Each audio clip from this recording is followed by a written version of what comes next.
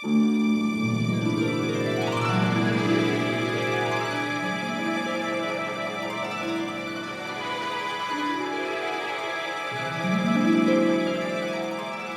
I'm Fredrik and I'm the filmmaker. And I'm Leilani Farha. I'm the advocate. So welcome back to Pushback Talks, and this is what we do. Apparently. It's kind of getting to be a habit, and today we have a title. It's called Corruption, the New Normal.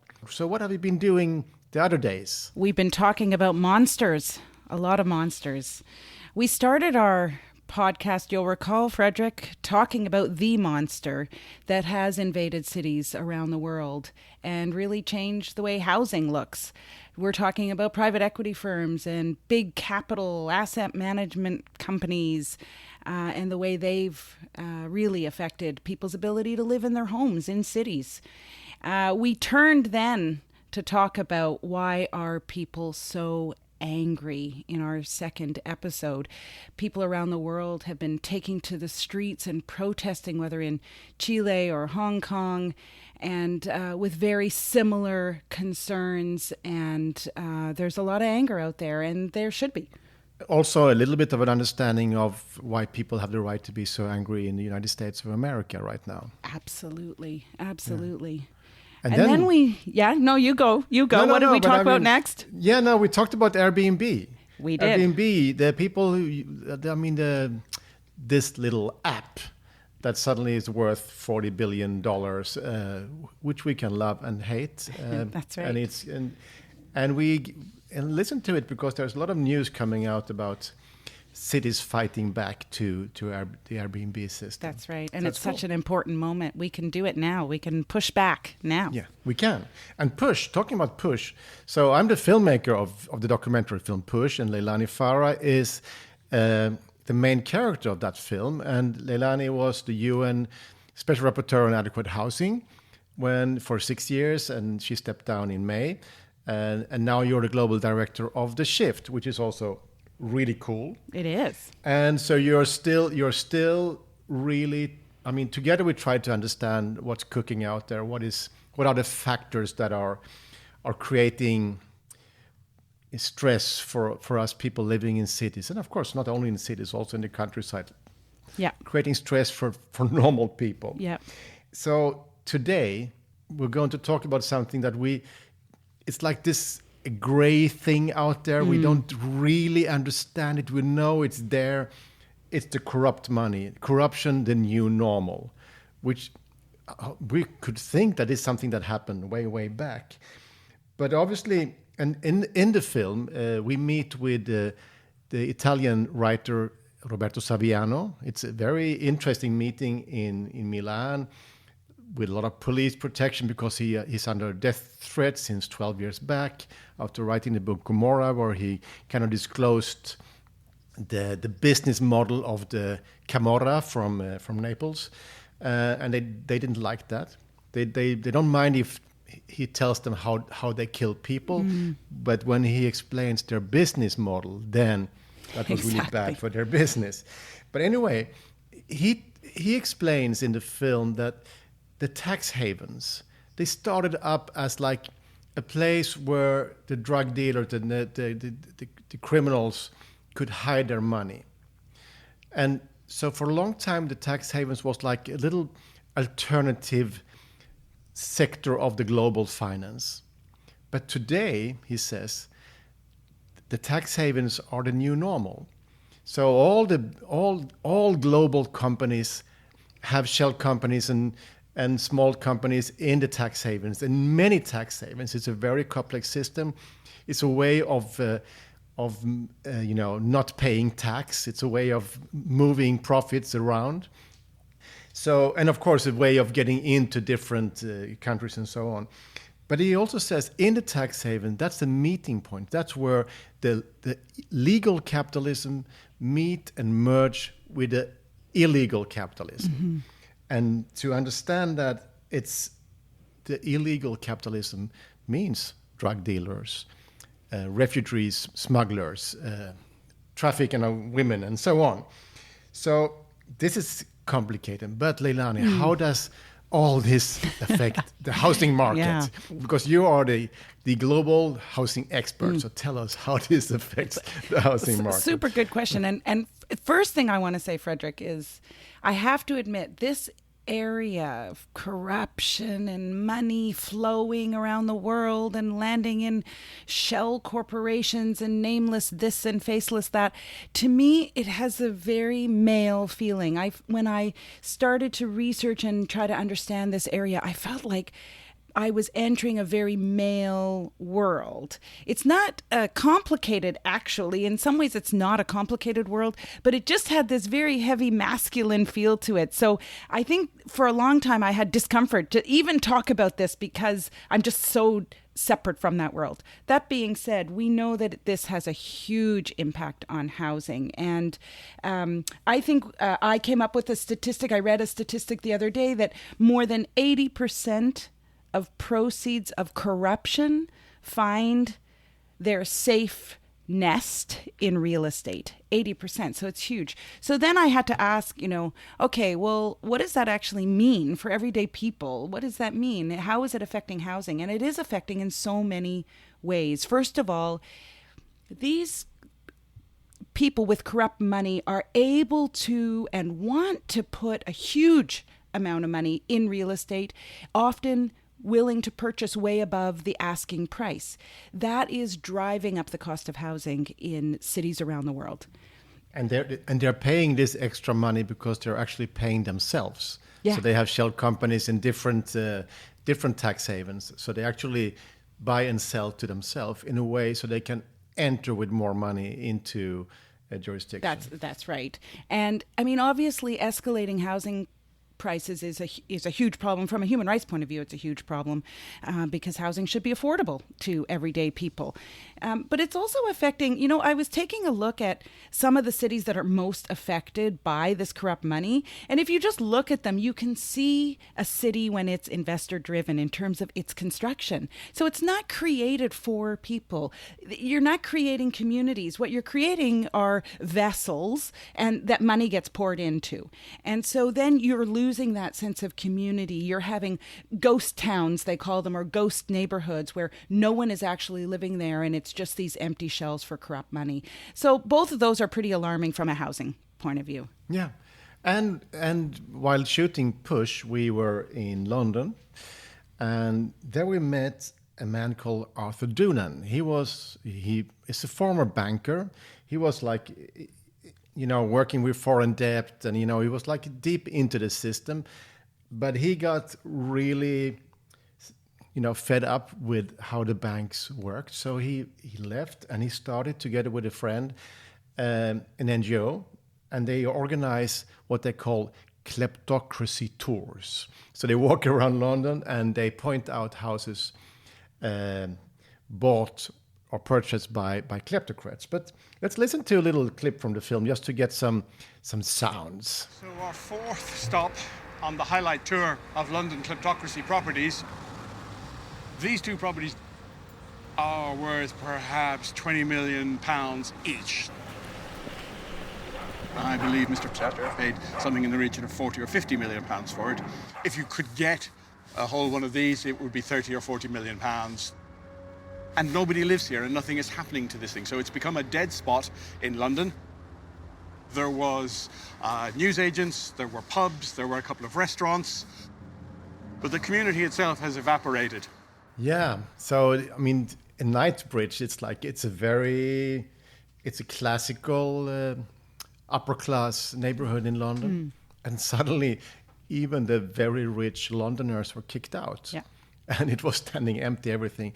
It's kind of absurd. One of the things that I've heard people in this area say is if you that you could track the hot spots in the world by tracking who's buying what real estate in London. So, something erupts in the European Union, for example, even, and you'll start seeing all sorts of money from France and other countries going into London's real estate. So it's pretty interesting that real estate plays such a huge role in all of this. Yeah. So I like this expression, kleptocrats. I said it's basically aristocrats who steal, isn't it? I guess, Yes. Kleptocrats. Yeah. It took me some time to pronounce it well, but I do it fine, you think? Absolutely. Remember, I'm Swedish. Yeah. Swedish. But, you talked about men, so let me talk about the richest woman in Africa. Isabel dos Santos, she was the daughter of the former president of Angola. She showed up to be the president of the state-owned oil company, and suddenly she was extremely rich. And she did that by putting up with some friends an extra, a company in Dubai, and suddenly there was a lot of money just flying out. But then, the people helping her, can you guess who they were? The mainstream banks, lawyers, real estate agents. Boston Consulting Group, Right. PwC, KPMG, all with very small, short, boring names. But these are the major accountant firms on the planet, and they are everywhere. And the reason that they are everywhere, because they also have clients everywhere. So they know how to move money around and how to suggest smart deals. Because if you steal a lot of money from your own people, of course you want to get it out. Because otherwise there might be a revolution and they will take the money back. So that this is something all the kleptocrats have together, is like in common, is that they want the money out. So, and then the next step is, of course, to get it, you get it out somewhere to tax haven or like to Dubai or someplace. And the next step is to set up an investment portfolio. Right. And then you enter into a city like London, for example. And I know you've been around also in the South. I mean, Yes. as you and rapporteur, you were in Egypt, you have been to India, and also to Nigeria as on an official mission. So you have got some in-depth knowledge of these societies. Yeah, absolutely. So I know Nigeria was like a very strong experience for you. It's known as one of the most corrupt nations in the world, with a lot of money flowing out of it. I read estimates that, around $250 billion or more in illegal money had been sent out of the country into offshore tax havens. And that's bad enough. But visiting Nigeria, one thing a lot of people don't know, it's the most populous Black African nation in the continent. And it's also the country in the world with the greatest number of people living in extreme poverty. That's like on $1.25 a day. And so it's so morally repugnant to think that there's billions of dollars leaving the country, corrupt money flowing through tax havens while the people are suffering. And I tell you, Fredrik, I've been all over the world. I've seen everything. And I can say quite honestly that what I witnessed in Nigeria were the worst conditions, period. Even the informal settlements were worse than the worst informal settlement I'd ever been to. So, and then at the same time, you do see middle class or upper middle class neighborhoods, home after home after home that's been constructed and stands completely empty. It's outrageous, completely. It's like a provocation. Absolutely. Because it hits you in, and then knowing that a lot of this money is basically flying out, because that's what we also learn about the kleptocrats. When they've been able to steal money from their own country, they really want to move it out, but they also want to enter into the game of making more money. Yeah. And if you've been able to get a building in London, or you get into one of these big cities, then you can go to the bank, and then you can ask for an e-lock. an equity line of credit. It's basically some kind of loan. Okay. It's almost like a credit card. And then you can, but this is only for the super rich. And as money is so cheap right now, you have property in London worth 20 million pounds. You go to this place and then you can get a loan with a 1% interest rate. It's even so strange that Mark Zuckerberg, the Facebook guy, Yep. he got a mortgage in 2012 on his house, and he got this interest rate. I mean, This Right. guy, he's so fucking rich, but he still wanted to get a mortgage for his house because he actually makes money with that money. Yeah. It's a word not really made for. It's people like us. upside down world, right? I mean, make it is. easier and easier and easier and cheaper and cheaper and cheaper for uber wealthy people to hide their money in real estate and get real estate, acquire real estate, and people who are really struggling, who really need a safe home, and it would be their only home, are being prevented from purchasing, from renting, etc. So what does this energy of making more money do to our cities? How do you see that? Yeah, I mean, I think it's having a negative impact, and it's part of what makes me so angry about all of this is, like, it's bad enough you have these, like, a lot of this money is deeply criminal money. It is from human trafficking. It's from selling narcotics. It's from selling weapons and arms to terrorists. I mean, it is money that's derived from really doing harm to society and to other people. And then it's being put into real estate in a way that creates further harm, as I said, by creating cities that are unlivable, whether it's due to unaffordability or unlivable because we're not creating communities. I mean, when we were filming for Push, and I was with Arthur and you, and we were walking around, and I mean, to be in these neighborhoods, they're soulless, right? The pub is closing down. As he said, schools are closing down. I've been in Vancouver in neighborhoods similar to that. Vancouver and Toronto in Canada also have this issue of a lot of corrupt money being hidden in real estate, and those are our most expensive cities, so it's driving up the costs and it's creating these ghost-like towns or areas anyway.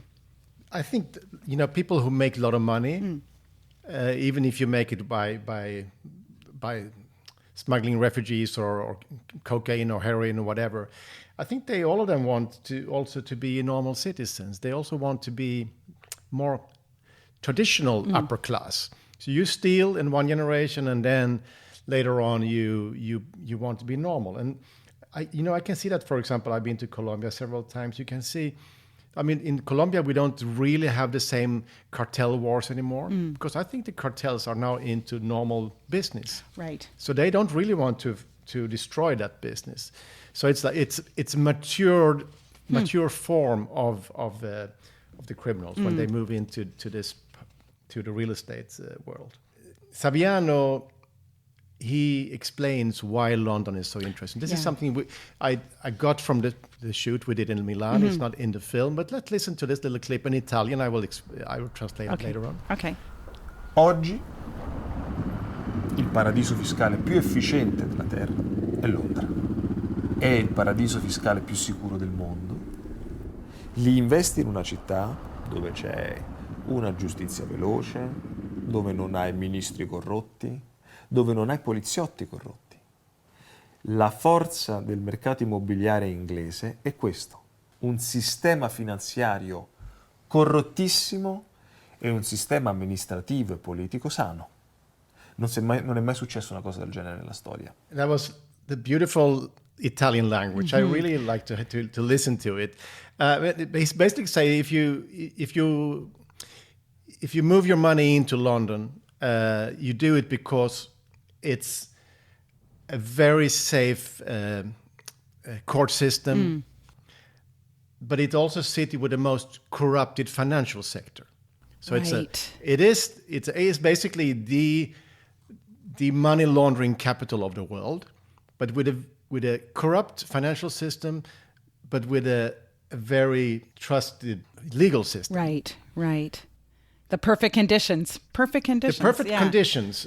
So then you move in, because then you're safe. Because if you're in your own country, if it's Angola or Azerbaijan or wherever it is, there is always a risk that the courts can be corrupted and so on. Yes. And then you might lose your money, or you might lose your... So you go to a place where you can sit safer. Interesting. Because of the very protective and good legal system. And it's a little bit weird. And he says this is a condition that has never happened before in the history. So London is like a unique place in history in that sense. Wow. Also. The interesting thing is, of course, why is the city like this? And there is an organization called Transparency International, which are like in many countries, they work towards corruption. Yeah. And they really point out that the sector that we need to focus on are what they call the gatekeepers. Right. It's actually the guys who are helping these kleptocrats and the criminals to make their business. Sure. So then we have the accountant firms, we have the banks, we have the lawyers, we have the real estate agents and tax experts and so on and on and on. So this is like a big business in London. And they're all benefiting. So the question is, how do you enable accountability? Who has to make sure that these gatekeepers, as you called them, are accountable, right? Because it's not in their interest to self-govern on this, I don't think, right? Am I wrong? No, you're right. And the problem is also that we know that from, that the people with most money also have more political influence. Mm-hmm. So they are also the ones creating the talking points for the politicians. Right. The talking points for the editorial writers in the newspapers and so on. Yeah. So they are the ones fighting legislation that would be bad for their business.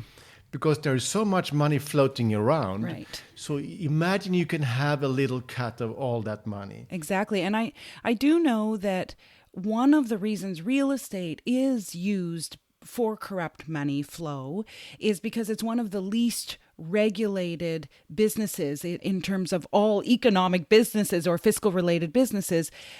Real estate remains really quite hands-off. Governments don't intervene. So it makes it a very nice place to hide money, use shell companies, etc. And the real estate industry wants to self-regulate always. Well, it's not in their interest to self-regulate on this because they're making huge money. No. I actually, in London, also for Push, I interviewed a man called Farell. He's a Queen's Counselor. I love the title, but it's some kind of judge, I guess. Yeah. And he is focused on criminal money. So he explains a little bit how it rolls. I would like you to listen to this because it's interesting. Okay. London has, rather ironically, become the money laundering capital of the world. We're a very attractive place for people to put criminal money, particularly in residential property, which in London now is so expensive that most ordinary people from London can't afford to live here anymore. And I think it's really important when we talk about crime, what we mean. We're not talking about bank robbers or burglars. We're talking about highly wealthy individuals who've often obtained their money through corruption or bribery or tax fraud on a pretty massive scale. And that money then comes to London and is used to buy properties. So you've got your house in Kensington here that's now being sold for, say, 15 or 16 million pounds. It's not actually that big a house, in fact. You'd be surprised how small it is. It's actually being bought by a company in the British Virgin Islands. This company in the British Virgin Islands will be owned by another company in the Cayman Islands. But you often find there's a third vehicle in yet another jurisdiction, another tax haven, that owns the second company and the first company that owns the house. So, if you are looking at this from the outside, the first question is, who owns this property? And to find out who the human beings are behind the owner of this property is extremely difficult. And if you cycle along the Thames, as I do quite frequently, What you see now are acres and acres of flats all the way along the Thames, from Hammersmith right through the city. What you find is that most of those properties are owned by foreign owners, and a lot of them are empty. And there's no reason why corporations should really own houses, apart from the fact that there's a secrecy trying to be created. It's not just about who owns the property, but where did the money come from. The point is that the professionals in London themselves are setting up this arrangement for the very wealthy foreign person who comes here to buy this house. And all sorts of people benefit from that. Estate agents rub their hands with glee because they will be taking a percentage cut, of course, on these transactions. Lawyers, solicitors, professionals make very significant profits. So there's a sort of payout, if you like. Well, there's a payout in the money laundering capital of the world, London. That was Simon Farell, Queen's Counsellor. I love that clip. He's so clear, and what the listeners couldn't see because it's a video clip is the way he uses these glasses of water, or they're empty glasses, to show you exactly how far away the ownership is from the actual money. It's pretty amazing. Yeah, we will put up this on YouTube later on so people can watch us with our shitty backgrounds here. In my bunker. Yeah.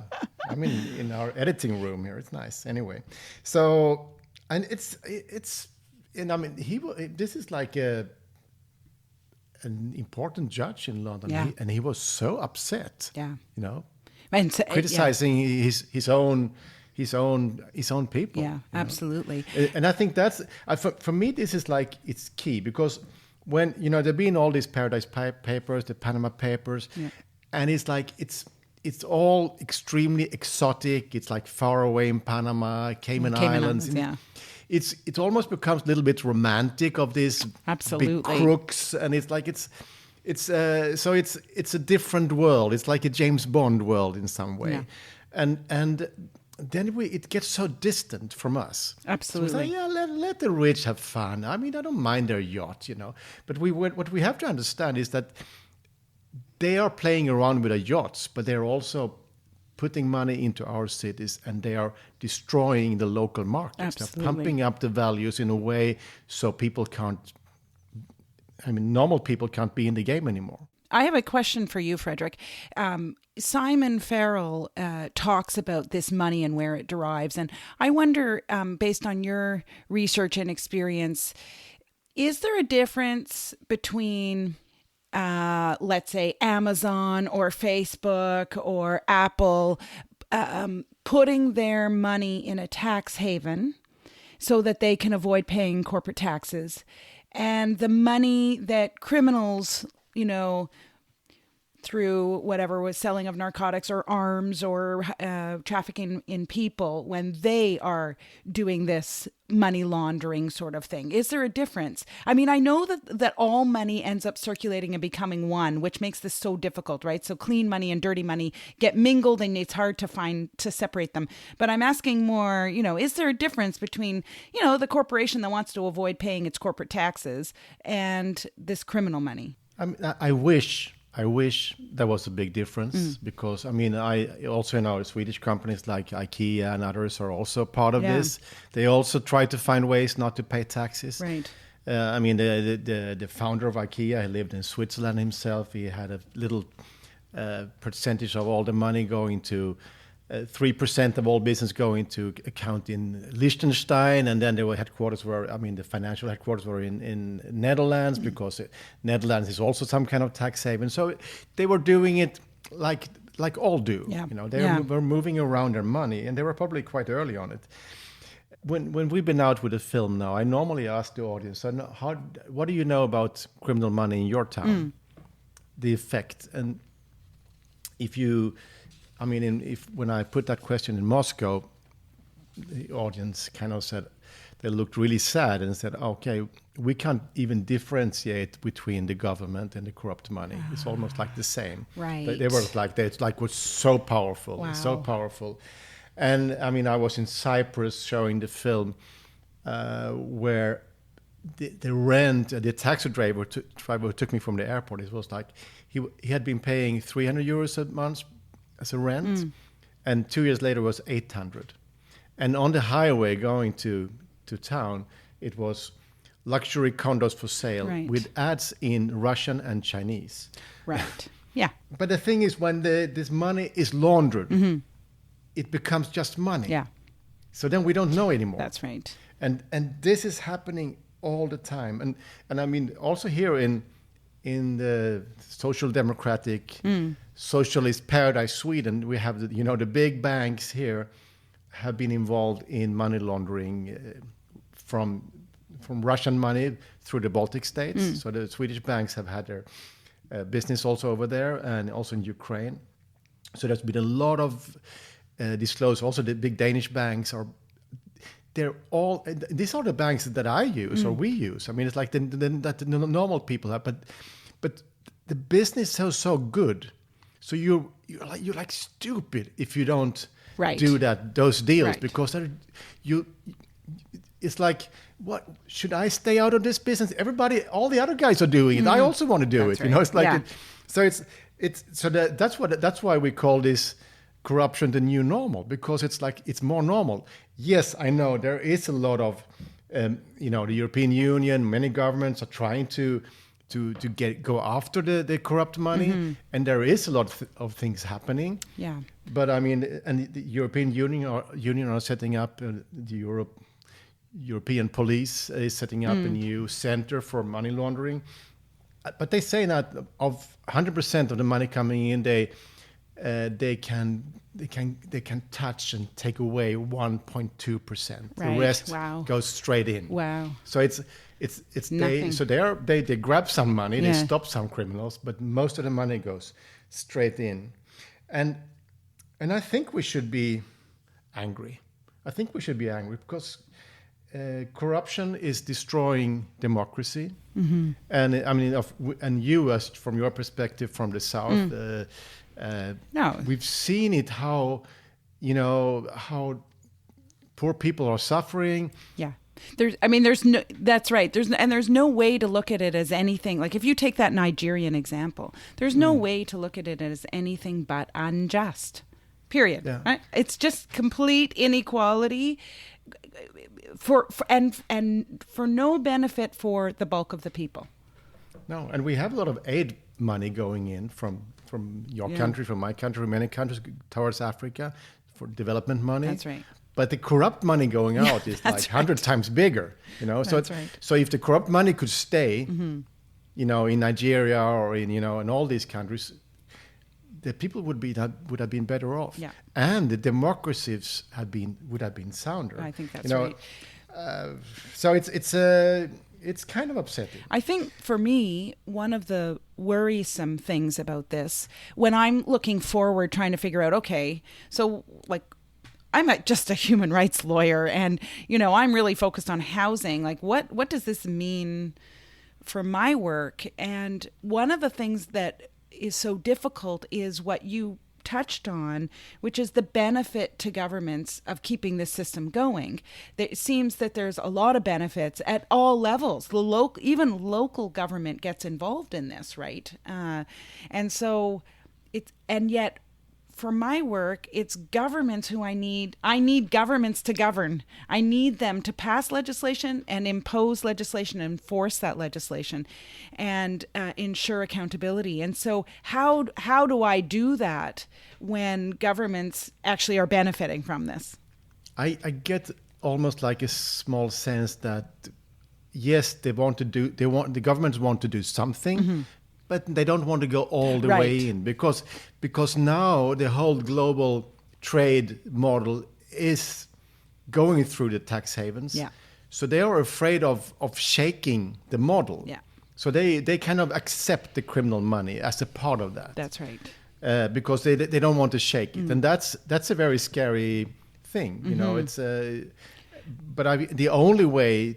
I would say if you can close borders like they've been doing now during the virus, why don't you close the tax havens? Yeah, exactly. You know, Close the borders for the money. Exactly. Yeah. And then they would call me naive. Yeah, of course. Yeah. Of course, but that's our job, to be on the side of good and true, and maybe that's considered naive. But I'm thinking back to all the conversations I had with governments over the last 6 years when I was the rapporteur. And, never did the issue, we're talking about housing affordability, evictions, culture in communities, all of that stuff. Never ever did the issue of corruption or corrupt money come up unless I raised it, of course. But it's viewed as, even though it's having a tremendous impact on housing and neighborhoods and home, it is viewed as something quite separate, outside. It's, just part of how the financial world is organized, kind of thing. So I've got a lot of work to do. we have a lot of work to do. Yes. So you're the advocate, I'm the filmmaker, and the next time we have to turn around. We have Maybe to turn the tables. Yeah, turn the tables. Let's see what comes. Yeah, and if there is audience out there, we don't really know because we just started.